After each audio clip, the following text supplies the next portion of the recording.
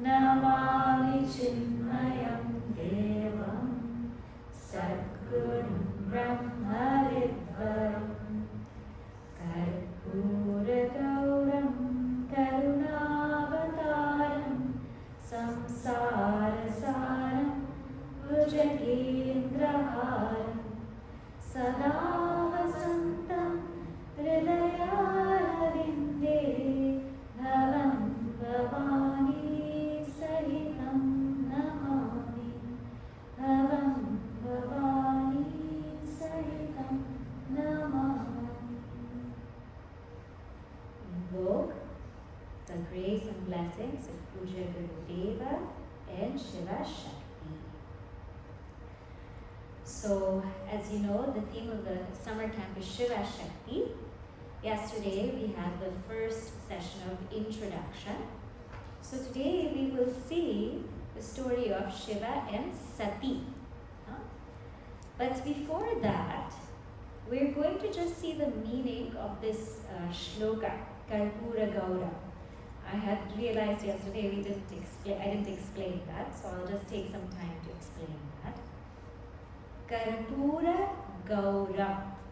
Karpura Gauram means Bhagavan Shiva shines brilliantly like Karpura. Karpura is camphor.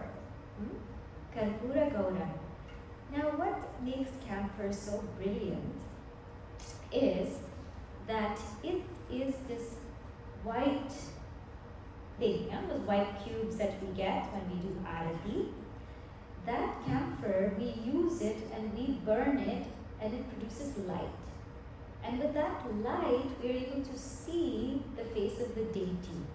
Bhagavan, Bhagavati, we are able to see the face of the deity. And after that, the light, it completely burns the camphor. There's nothing left of that camphor. And when the camphor is completely burned, what happens? The whole environment becomes fragrant, right? So this actually, that lighting of Karpura symbolizes our spiritual path. That's all we have to do. What do we have to do? We have to light ourselves with the knowledge where we can see the glory of Bhagavan. So that light symbolizes knowledge. That knowledge where we can see the glory of Bhagavan. And then after that, when we see the glory of Bhagavan, with that knowledge, our ego burns completely. And only when our ego burns completely, then we become completely fragrant. We become a fragrance of love, of purity, generosity, and we shine on everybody else, and it purifies the whole atmosphere. So this is the brilliance of Karpura. This is why we light it.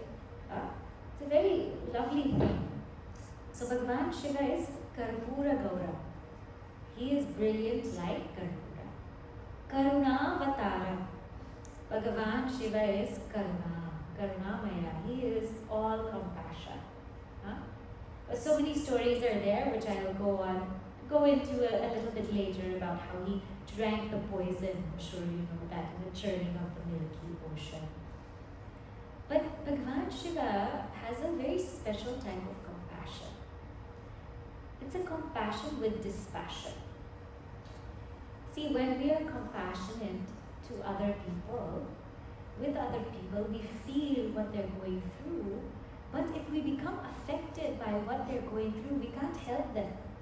We also, if they're crying, it's okay to also cry, but if we are affected and we carry that heavy burden with us, we won't be able to help them because we ourselves are sinking down. The beauty of Bhagavan Shiva is he's compassionate, he comes, he helps his devotees, but he's very detached inside, dispassionate inside. Because he knows all of this is a leela. So why unnecessarily get so caught up with this burden? My devotee is crying, I will come and help that devotee. But inside I am free of that pain. I am free of that sorrow. So he's a very special type of compassion that has dispassion. And that's why you see that he helps everybody, but he's ever in bliss, equipoised. Samsara saram. Samsara saram. Sara means the essence of samsara. So what happened to us? We are all Sara. We are all Sara. We are all, in essence, that reality, that Brahman. But whenever we add something to I am, it's called samsara. So Sara is I am. If I add something else to I am a man, I am a woman, samsara. Done. I am a mother, I am a father, samsara. Done. So Sara is I am. We identify with something else. We put some with the Sara, we have samsara. Good luck. It's going to be very difficult for us. So Bhagavan Shiva is the Sara of samsara. He's that which we should seek. He's the I am. He's the I am. Samsara Sara. Bhujagendra Har. Now he has a mala of snakes. Bhujagendra Har. So he has a mala of snakes. He wears snakes around him. Now see, snakes is something that people tend to get scared of. People tend to not like. There's a snake, they want to run away. There's a snake, they want to harm it. There's a snake, they get jittery. Sometimes we are all like snakes. People don't like us. People want to stay away from us. People want to get rid of us also. Sometimes that happens to us, right? But the beauty of Bhagavan Shiva is, however the person may be, however crazy, wild, very unruly the person is, he says, come to me and I will take care of you. So even if sometimes we are like snakes, we've done something wrong, and people don't want to see us, they don't want to be around us, and we feel like we just have completely messed up, don't worry. Jagendra Hara. Bhagavan Shiva will say, come to me, I will take you and put you around my chest. I will put you near my heart. Because Bhagavan Shiva has the ability to take care of that kind of person. If you see his Shiva Ganas, they're not all beautiful people. A one-eyed person, 3 legs, 3 hands. This is his Shiva Ganas. Because all the people that are rejected, Bhagavan Shiva says, come to me. You are mine. You are mine. Bhujagendra Hara. Sada Vasantam Hridayaravindu. So that Bhagavan Shiva, who dwells, Sada Vasantam, always dwells in the lotus of our heart. See why heart is compared to a lotus is sometimes when the sun is not there, the lotus closes up. When the sun is there, lotus opens up. So our hearts, the more we engage in knowledge and devotion and service, they open up like a lotus. And when the heart opens up like an open lotus, then Bhagavan Shiva and Shakti are able to reside there. But whenever we close our hearts, it's very difficult to feel them. They're there, but it's difficult to feel them. Bhavam Bhavani Sahitam Namami. And we bow down to both Shiva and Shakti. Shiva is known as Bhava, and Shakti is known as Bhavani. Because in us there is Shiva-Shakti. Bhava is our essential being, Bhavani is our expression. So Bhava is the Atman, Bhavani is the 5 koshas. Bhava is the Sakshi, Bhavani is the 3 states, the waker, the dreamer, the deep sleeper. So Bhava is our inner essence, Bhavani is our expression. So all of us have Shiva-Shakti. But the goal in life is not to just realize that I am Atman, that's it. No, that realization has to shine through each expression that we have. So that Bhava must shine through Bhavani. If that Bhava, that realization does not shine through Bhavani, that's not realization. That is absolute ignorance. So only when Bhava and Bhavani are there, then one has realized the truth. Or one is capable of realizing the truth. So this is Bhagavan Shiva. Shakti. Now, as I said yesterday, that Shiva and Shakti, they play different roles. So one role is like a mother and father, as what we've seen with summer camp. One role is also Guru and Shishya. Guru and Shishya. And so in this prasanga from Ramcharitmanas, we're going to see them play the role of Guru and Shishya. In this segment, Bhagavan Shiva is Guru and Sati Devi is Shishya. And all of us in this episode represent Sati. So all of us represent Sati because we are all that student. Now, I'll just narrate to you briefly what I narrated yesterday, the introduction, so we can move forward with the katha. What happened was Bhagavan Shiva, his favorite pastime is listening to the glories of Sri Rama. He loves listening to the stories of Sri Rama.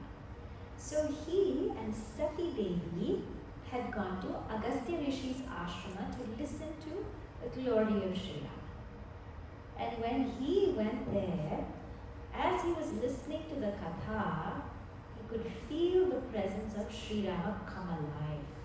He could feel Sri Rama walking, talking, looking. He felt Sri Rama was right in front of him. But Sati Devi wasn't too much into the katha. It was not too much in the katha. She said, my husband is the Lord of the universe. Why is he listening to this? And her mind was somewhere else. Now, after the katha, Lord Shiva had this feeling that he wanted to see Sri Rama. Because he was a bhakta, he's a Ram bhakta. And so he went to the place where Sri Rama was. Sri Rama was in the forest at that time and he was looking for Sita Devi. And he was crying and crying and crying because he could not find her. Ravana had taken her. And when Bhagavan Shiva saw that, he said, look at Sachitananda Rama. Look at him. He is Sachitananda. And Bhagavan Shiva bowed down to him and said, this is a great Leela. I know the essence of Rama, but he's doing a fantastic performance. He's doing a great crying role. He doesn't need glycerine or anything. He's playing his role perfectly. He's playing his role perfectly as that Jiva who lost his Shakti. So Bhagavan Shiva was enjoying the play. But Sati Devi was doubting. Rama would do this? Is this Rama? And you are worshipping this Rama? How is this possible? She was doubting. And they went back to Kailash. And Bhagavan Shiva said, he is Rama. But this is his Leela. This is his avatar. Now here we have to understand the concept of avatara.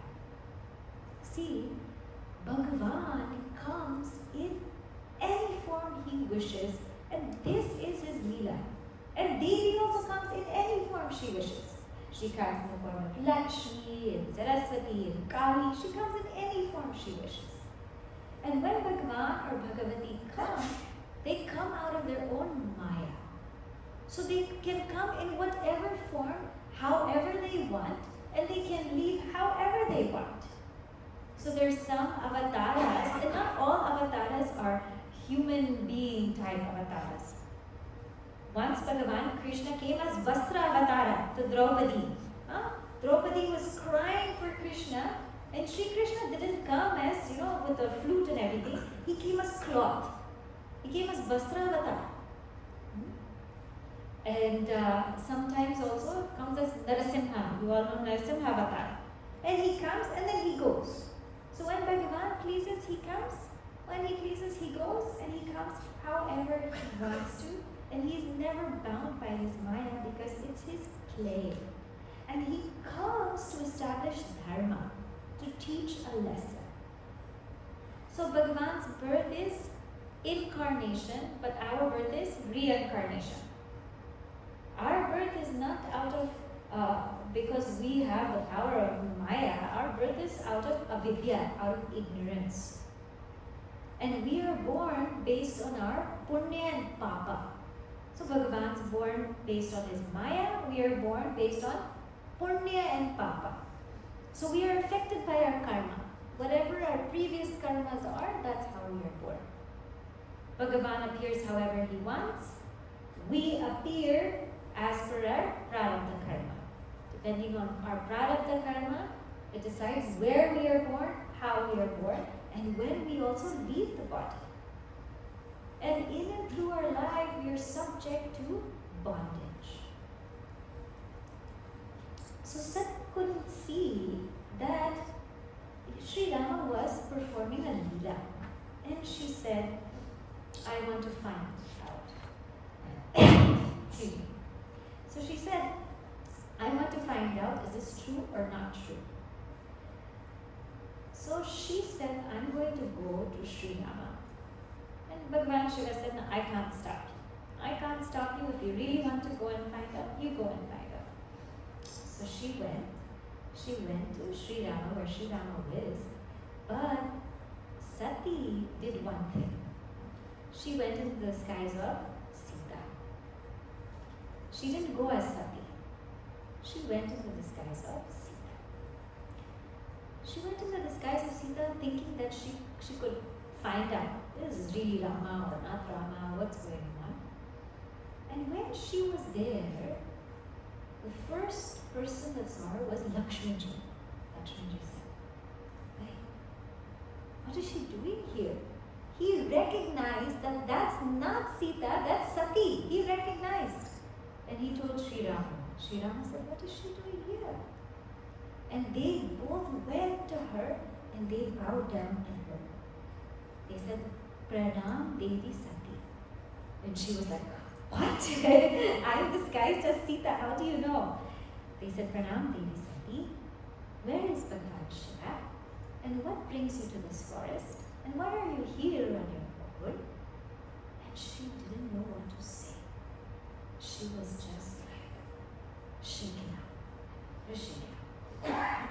She was shaken up, and as she was walking away, at that time, what do you say? She was walking away. She saw so many Sitas and so many Ramas, all different forms of people around them, but the same Sita, the same Rama, the same Lakshmana, in multitude, they started appearing in front of her. And that's all she could see, everywhere. And she said, oh my goodness, Bhagavan Shiva was right. He is Rama, but she was so ashamed of herself that she went and she ran back to Kailash. And then Bhagavan Shiva was sitting there. And Bhagavan Shiva said, so, what happened? Now she didn't know how to tell Bhagavan Shiva.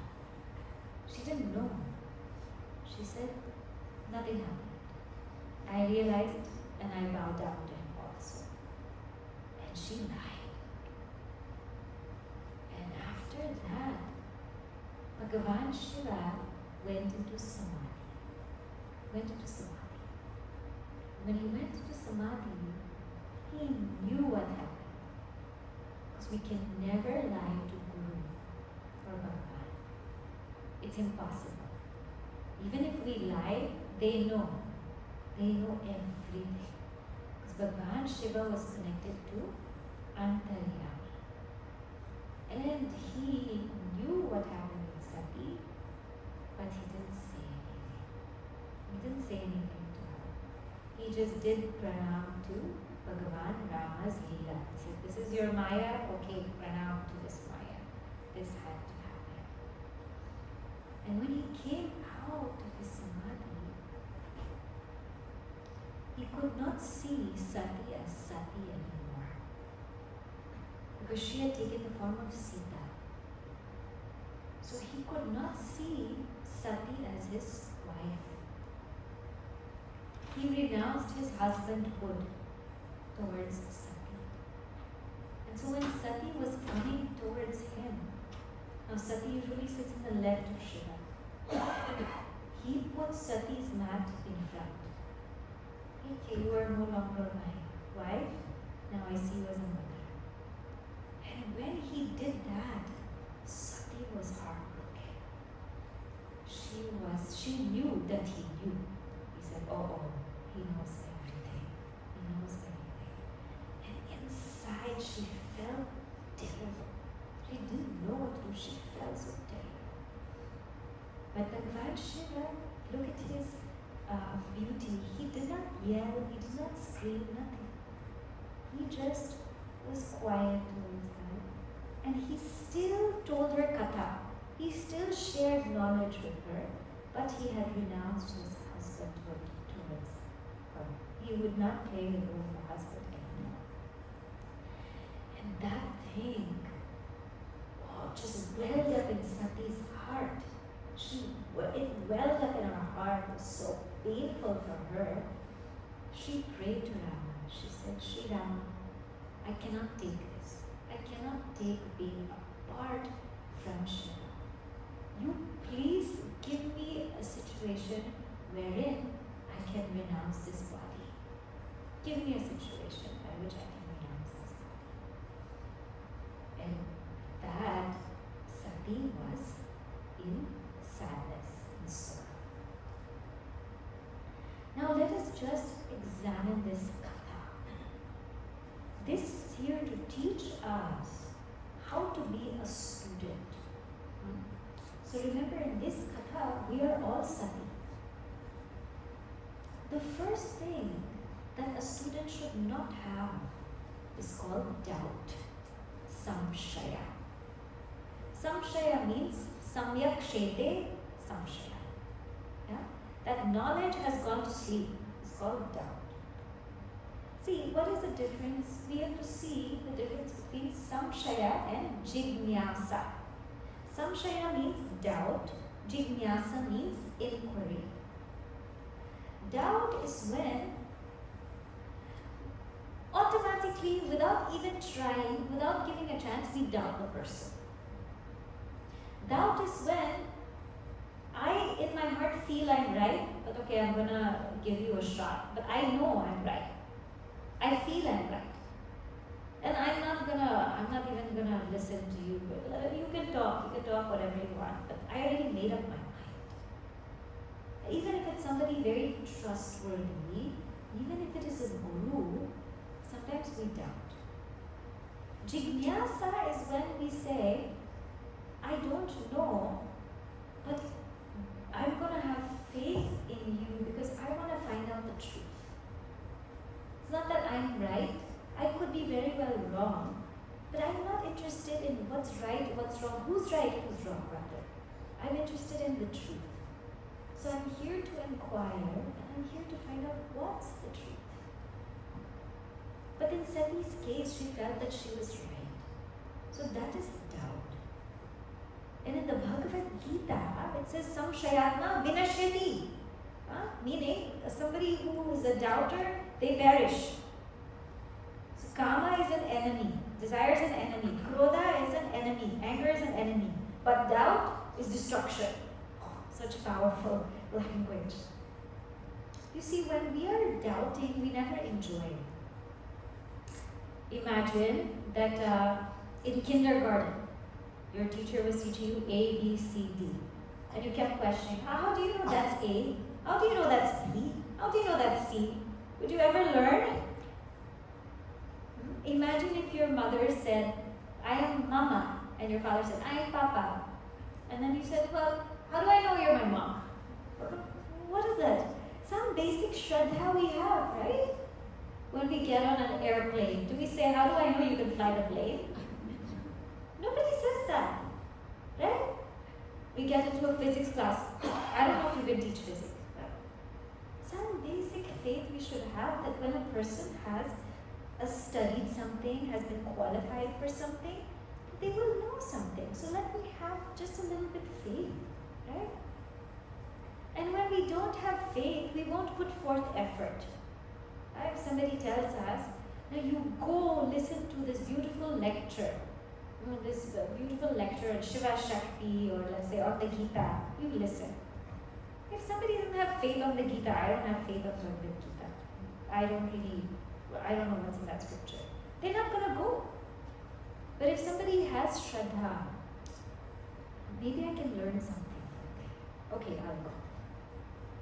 So the person who has shraddha or faith, they put forth effort. And the more faith we have, the more effort we put. And that's how important faith is. And the beautiful thing about our Shastra is, we don't live on faith, just faith. Our faith is not blind faith. Our faith is faith until it's a fact for us. So Guru walks us through it and says, have faith in me. I have been through this before. I have walked this path. I have seen all this. Have faith in me. Walk with me. And when you walk with me, you will begin to realize this as a fact for yourself. So that faith is to be reached, is to become a fact. That faith is that I am Atman.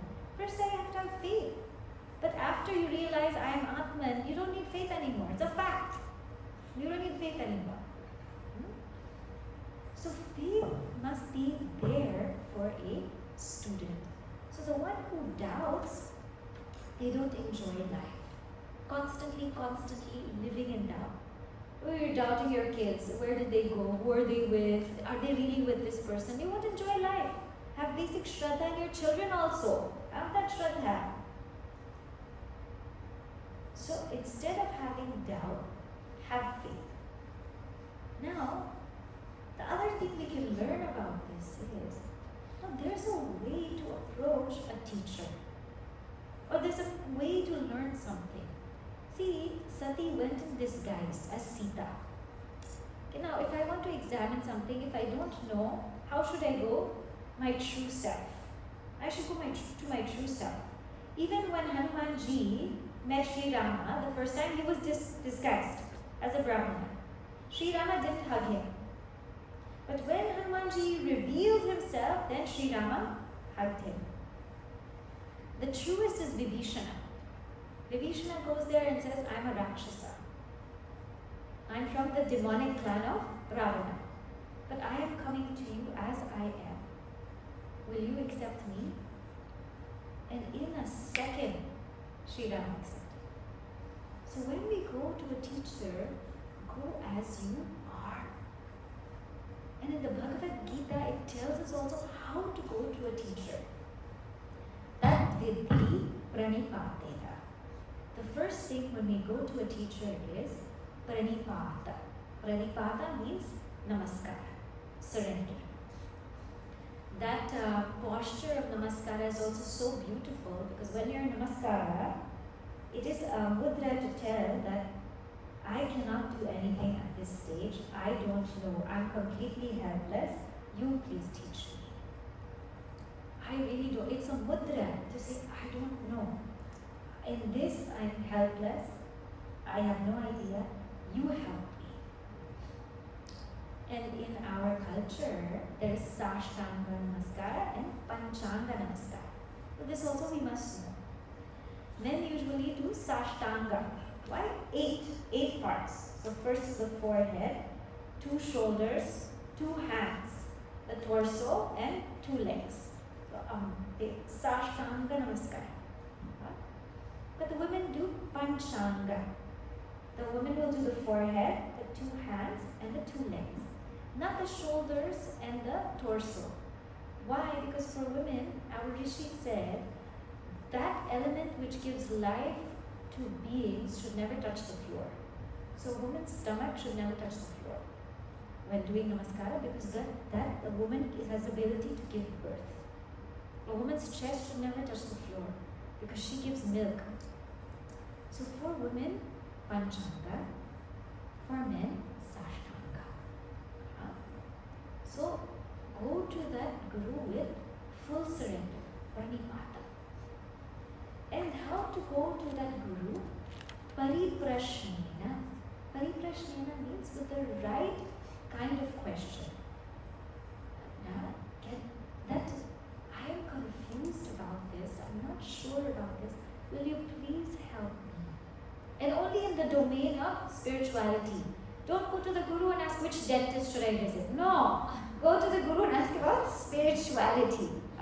About moksha, about liberation. Because that is a Guru. Imagine if Bhagavan Shiva is in front of you.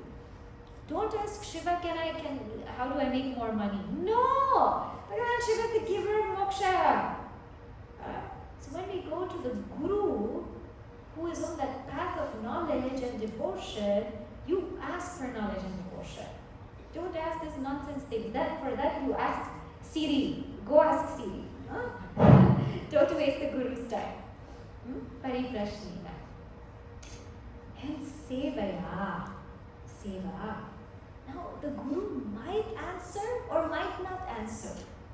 But to be able to tune into the Guru's answer, we have to perform Seva.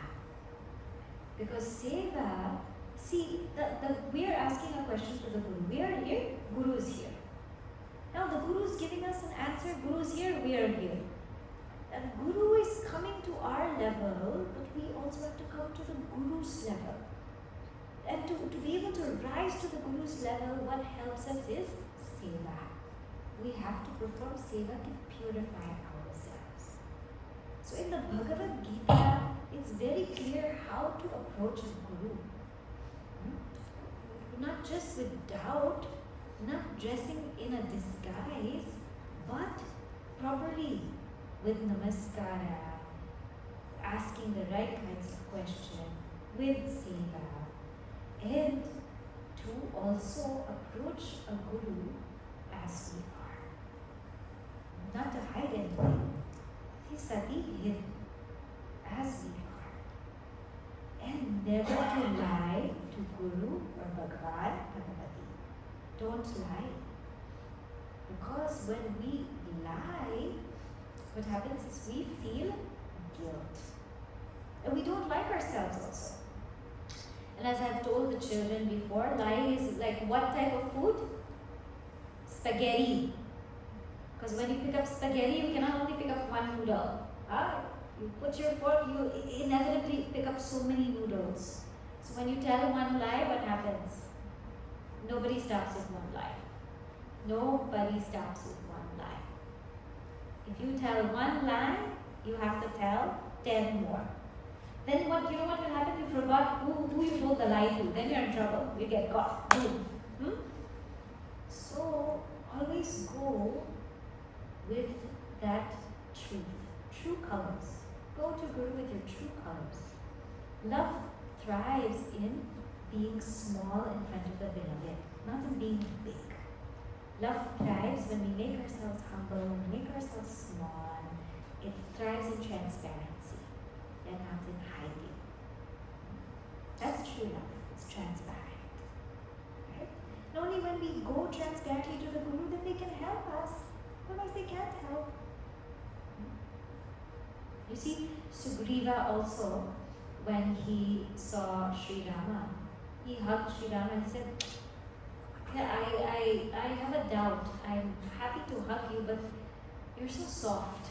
I'm happy and I'm sad. I'm happy because you're Sri Rama, but yet your skin is so soft. Can you really defeat Bali or what? Sugriva has a doubt. But he says it out loud, And Sri Rama proves it by shooting the arrow through 7 trees. So for Sugriva it was easy. But for Sati, it took a while. So she is playing this Leela for us. And now what happens is, when we lie, when we go through this, when we do something wrong, we have a choice. Either that guilt, because we all get that feeling of guilt, either that guilt can take us to a place of depression, or the guilt can take us to a place of tapasya. For a seeker, guilt has to take us to tapasya. Because if we don't do anything about that guilt, if we just wallow and wallow and wallow in that guilt, we will hit depression. We will say, I am no good, I am nobody, I just did so many things wrong, this life isn't for me. We will go into depression. But if on that guilt I say, I am going to atone for it. I am going to take up a prayashchitta. We have this word in our scripture, prayashchitta. Meaning, I'm going to take up some atonement and get rid of this right away and absolve myself out of this. Because I need to get purified. And in the Bhagavad Gita, Shri Krishna says, whoever takes such a resolve that I will change here and now, that person I consider a sadhu. Not even somebody who's changed, somebody who's taken a resolve, that person is a sadhu. Because by that strong resolve, he will change. So now, what happens is, Sati was going through all of these emotions. And she was in deep pain. And because of that, she prayed and prayed, I want to be free of this body. I don't want to stay in this body anymore. I cannot be apart from Shiva. Like the shishya cannot be apart from Guru. That's the most painful. When the Guru keeps distance from the shishya, that is the most painful ever. If anybody's experienced that is heartbreaking. But the most heartbreaking, you think breakups are hard? They're not hard. They're the most heartbreaking. When Guru keeps away from shishya. So she felt that. Now, what happened was Bhagavan Shiva, like his Karunavataram, he said, no, I'm going to be with Sati. She is with me. I will keep giving her knowledge. I will keep being with her because he had love and reverence for her. But he just couldn't take her to be his wife anymore because she took the form of Sita. And to him, Sita is mother. They were in Kailasha one time, and Sati was seeing that aerial cars were flying above. So many of them. And she even saw her sister, Rohini. They're all flying. She said, where are you all going? And they said, we're going to Dad's party. Daksha Prajapati, we're going to Dad's party. She's like, but he never told me. And they said, yeah, because he doesn't like Shiva. Dad doesn't like Shiva because one time Daksha Prajapati entered and Shiva didn't stand up. No, Daksha doesn't like Shiva. So Sati was saying, Shiva, my dad is having a party and he did invite me. He did send an invitation for you and me. And Bhagavan Shiva said, yeah, I know he's having a party. And she said, I want to go to the party. He's my dad. And mom's house, dad's house, you can just go. You don't need an invitation. He said, it is true what you said, that parents' house, you don't need an invitation. But here it's not really because of that, it's because there's a grudge against us. Sati, there's a grudge against you and me. And that's why he has not invited us. So best is, let us not go. And Sati said, no, I think I want to go. I really, really want to go because I haven't seen him in a long time. I haven't seen my mom. It's my house. I want to go. So Shiva said, okay, Sati, if you want to go, you go. But Shiva said his Shiva Ganas. Because he said, let's have my Shiva Ganas with Sati. She wants to go, let her go. And what did Shiva do? He went into Samadhi. That's Shiva's favorite hobby, Samadhi. So Sati went. Now when Sati went to her father's house, what happened? Sati went and her father didn't even come to greet her. Nobody came to greet her. Only her mother. Because mother, whatever the child does, one person who will always stand by the child is the mother. So her mother came to greet her. Her father snubbed her. And she went and she looked around. There was a yajna going on. And there were offers for all of the forms of Bhagavan, Bhagavati. But there was no offering for Shiva. And Sati looked at that. And she said, what is this? Why is there no offering for Shiva? And Daksha said, no, there is no offering for Shiva. We don't need to offer Shiva. And this here you have to see Daksha Prajapati. He is very egotistical in the sense that he had all of this yajna to boost his ego. His yajna was for legacy, not for liberation. He kept Bhagavan Shiva out of it. Bhagavan Shiva is the god of liberation. He kept Bhagavan out of the yajna. Bhagavan Shiva had no place in the yajna. He used his yajna to boost his ego and not to gain liberation. So he was doing yajna for his ego, not for Shiva. And he kept Bhagavan out. Now, anytime we keep Bhagavan out of anything, our home, our car, our computer, our phone also, anytime you keep Bhagavan out, Nashati, it will get destroyed. So Bhagavan has to be in every single aspect of our life. So Daksha Prajapati kept Bhagavan out. So Sati got so mad. She said, how can you do this? Shiva is my husband. He should have an offering as part of this yajna. And how, you didn't even put anything for him. I don't want to be part of this family anymore. I don't want to be Dakshayani. Now, Dakshayani is the name of Sati as the daughter of Daksha. She said, I don't want this body. I don't want to be associated with you. Somebody is so proud, so egotistical that's leaving Bhagavan out. I don't want to do that. Well, what did Sati do? She closed her eyes. And with her yoga, her fire of yoga, she thought of Shiva. She thought of Shiva. The fire of yoga, she thought of Shiva. And she invoked that fire which was within her, she invoked it outside. And she let her body go into fire. She let her body go into fire because she said, I don't want to be in this body. She let her body go into this fire, and the Shiva Ganas said, oh my goodness, that's not good. They went to tell Shiva. Now, you know, Shiva is the most peaceful person in the world.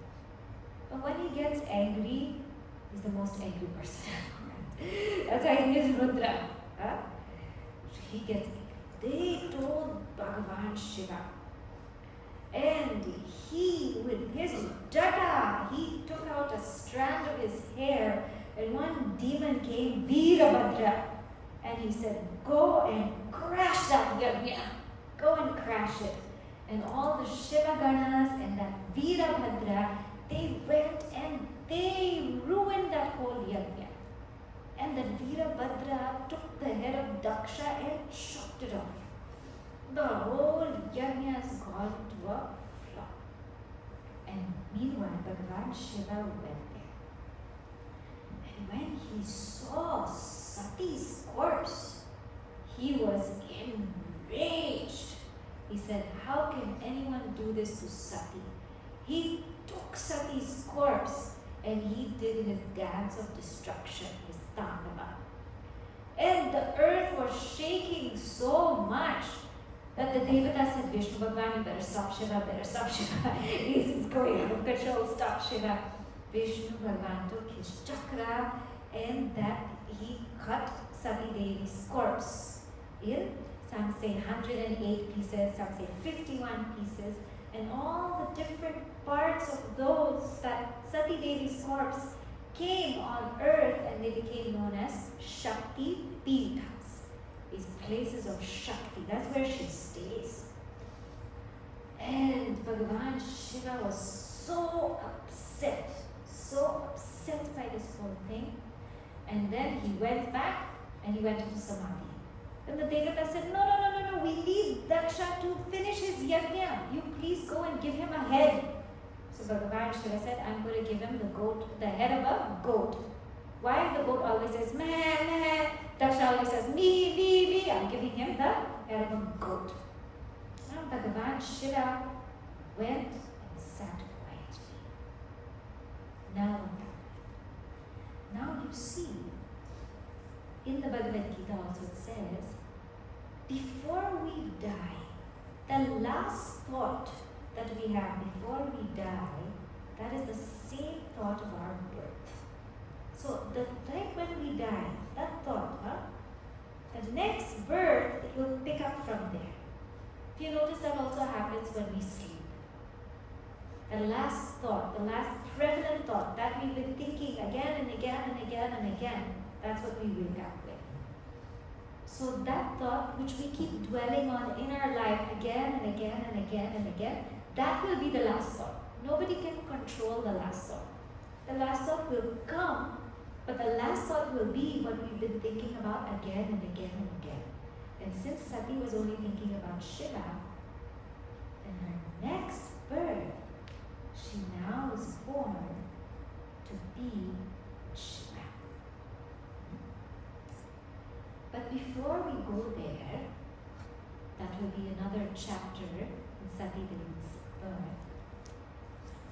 I'll just say a few things about these Shakti Peethas. These Shakti Peethas are very, very profound and beautiful. There are three which are very well known, very important. They are Kamakshi, Meenakshi, and Vishalakshi.